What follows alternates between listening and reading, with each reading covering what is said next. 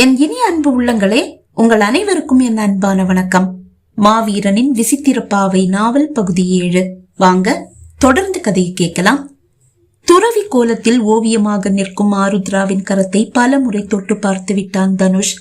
முகமெல்லாம் புண்ணாக உடலை காவி நிற சேலைக்குள் மறைத்து வைத்திருக்கும் ஆருத்ராவின் உண்மையான உருவம் இதுவா? தனுஷால் நம்ப முடியவில்லை. அவன் மனம் சிந்தனையில் மூழ்கி இருந்தாலும் அவள் கையை தொட்டு பார்ப்பதை அவன் நிறுத்தவில்லை. பாதம் கை இரண்டை தொடும்போது மட்டும்தான் ஒரு பெண்ணை தொடும் உணர்வு தனக்கு உண்டாகுமா? அவன் மனதில் சந்தேகம் எழ மெல்ல கையை உயர்த்தி அவள் கன்னத்தை தொட தயாரான போது கோபமாக அவன் முன் வந்து நின்றாள் ஆருத்ரா. தலையை சேலையால் மூடியிருப்பவள் முகத்தையும் சேர்த்து மறைத்திருக்கிறாள். அவள் கீழ்த்தாடை மட்டும்தான் தெரிகிறது. அதனால் அவள் முகத்தில் பிரதிபலிக்கும் கோபம் அவன் கண்களுக்கு புலப்படவில்லை. என்ன செய்றீங்க? கோபமாக அவள் கேட்க அதற்குள் அவள் கன்னத்தை தொட்டு விட்டான் தனுஷ். கால் கை மட்டுமல்ல, கன்னத்தை தொட்ட போது கூட ஒரு பெண்ணை தொட்ட உணர்வு அவனுக்கு. திடீரென தன் முன் வந்து நின்ற ஆருத்ராவையும் அவளது குரலையும் கேட்டு லேசாக திடுக்கிட்ட தனுஷ் அடுத்த நொடி அவளை வியப்போடு பார்த்தான். அவன் விழிகள் அவனையும் அறியாமல் முன்வாசலை பார்த்தது. அது பத்திரமாக தாழிட்டு பூட்டப்பட்டிருக்கிறது. பிறகு இவள் எப்படி உள்ளே வந்தாள்? உங்களை தான் கேட்டேன், இங்க என்ன செய்றீங்க? சுதாரித்துக் கொண்டவன், பார்த்தா தெரியலையா? இந்த அழகான ஓவியத்தை தொட்டு பார்க்கிறேன். கையை அவன் இப்போதும் கன்னத்தில் தான் வைத்துக் கொண்டிருக்கிறான். அவன் தொடும்போது எல்லாம் அவள் கன்னத்தில் ஸ்பரிசத்தை உணர, இவன் தொடுதலை தான் இத்தனை நேரம் உணர்ந்து கொண்டிருந்தோம் என்பது அவளுக்கு புரிந்தது. அவளுக்கு வியப்பாகவும் இருந்தது. ஆனால் எதையும் வெளிக்காட்டிக் கொள்ளாதவள், முதல்ல இந்த ஓவியத்தை தொடுறதை நிறுத்துங்க, எனக்கு சுத்தமா பிடிக்கல என்றாள். இந்த ஓவியம் இவள் வரைந்தது, இவளது ஓவியம் என்று அறிந்தே எதுவும் அறியாதவன் போல் அவளை சீண்டி பார்க்க விரும்பினான். சாரி, என்னுடைய தாத்தா வீட்டுல இருக்கிற ஒரு அழகான ஓவியத்தை நான் தொட்டு பார்க்க கூடாதுன்னு சொல்ல உங்களுக்கு என்ன அதிகாரம் இருக்கு? இல்ல உரிமை இருக்கு? இது உங்க தாத்தா வீடு மட்டும் இல்ல, என் தாத்தா வீடும் இதுதான். ஓ, நீங்க கூட என் தாத்தாவோட பேத்தியா? ஆமா. சரி, அப்படியே இருக்கட்டும். இது உங்க தாத்தா வீடாவே இருக்கட்டும். ஆனா இந்த ஓவியத்தை நான் தொடக்கூடாதுன்னு சொல்ற உரிமை உங்களுக்கு எது? இது நான் வரைஞ்ச ஓவியம்.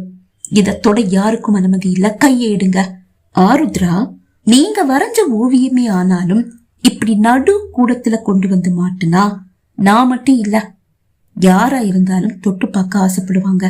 அதுவும் இவ்வளவு அழகான ஒரு ஓவியத்தை தொட்டு பார்க்க ஆசைப்படாம இருந்தாதான் அதிசயம். அதே மாதிரிதான் நடு கூடத்துல கொண்டு வந்து நீங்க மாட்டினதுக்கு அப்புறமா இந்த ஓவியம் உங்களோடதுன்னு சொல்ற உரிமை உங்களுக்கு இல்ல, இது உங்களுக்கு சொந்தமும் இல்ல. இதை யார் வேணும்னாலும் தொட்டு பார்க்கலாம் என்று கூறியவன் வேண்டுமென்றே கன்னத்தை மெல்ல வருடினான்.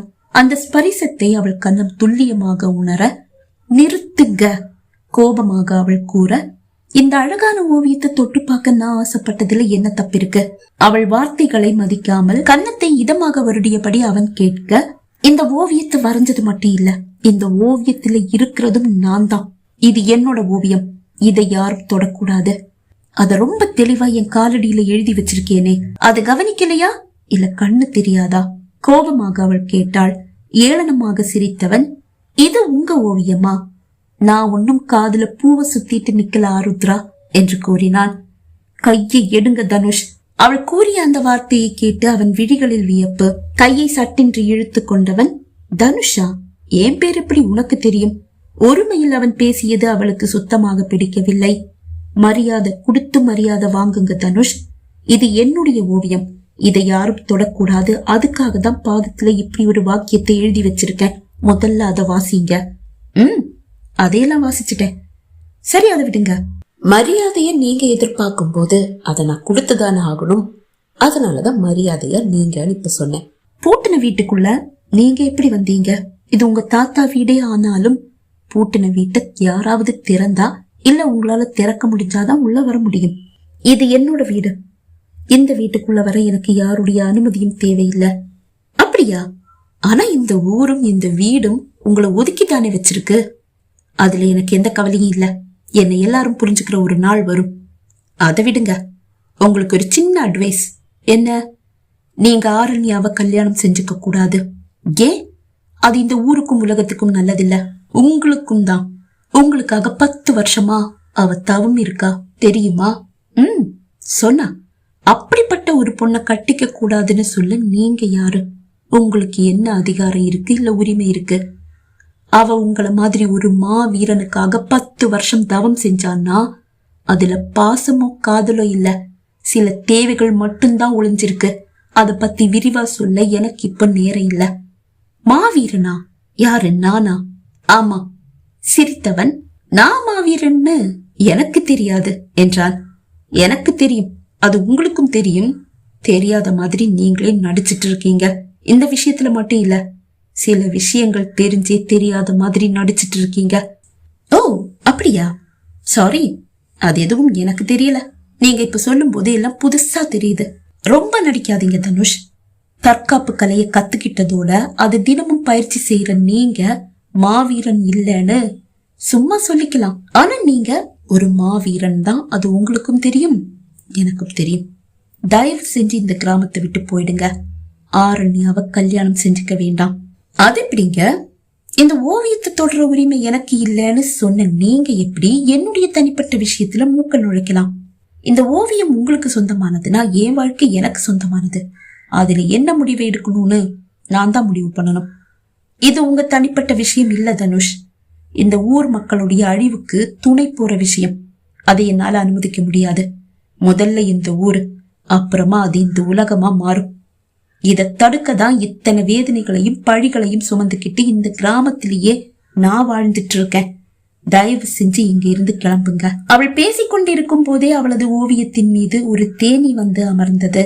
சரியாக சொல்ல வேண்டும் என்றால் ஓவியத்தின் மார்பில். எங்கே அது பறந்து சென்று புண்ணாக இருக்கும் ஆருத்ரா உடலில் எங்காவது கொட்டி விடுமோ என்ற பதற்றத்தில் அதை அவன் தட்டி விடும் போது ஓவியத்தின் மார்பில் பட்ட அவன் கை அவள் மார்பின் மீது பட்டது போல் உணர்ந்த ஆருத்ரா ஒரு அடி பின்னால் எடுத்து வைத்ததையும் கையை உயர்த்தி மார்பின் மீது வைத்ததையும் கண்ட தனுஷின் மனதில் சந்தேகம்.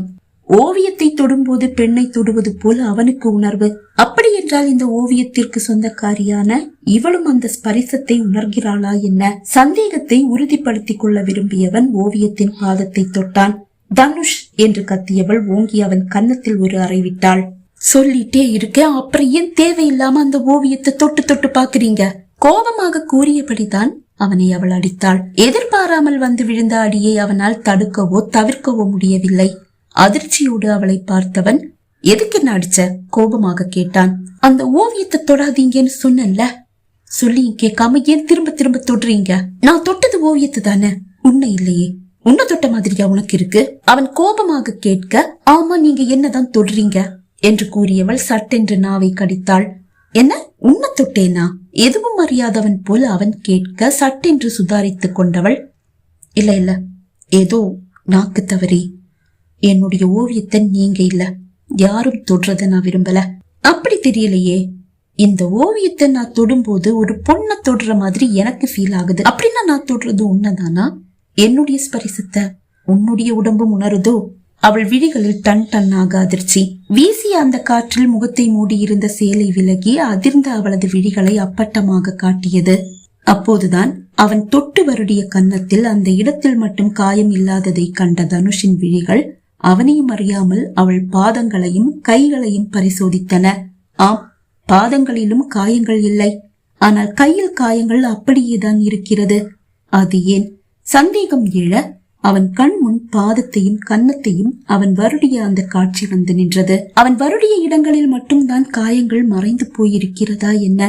புரிந்தது பாதி புரியாதது பாதியாக அவளை பார்த்தவன், நான் தொட்ட இடமெல்லாம் குணப்பட்ட மாதிரி தெரியுதே என்றான்.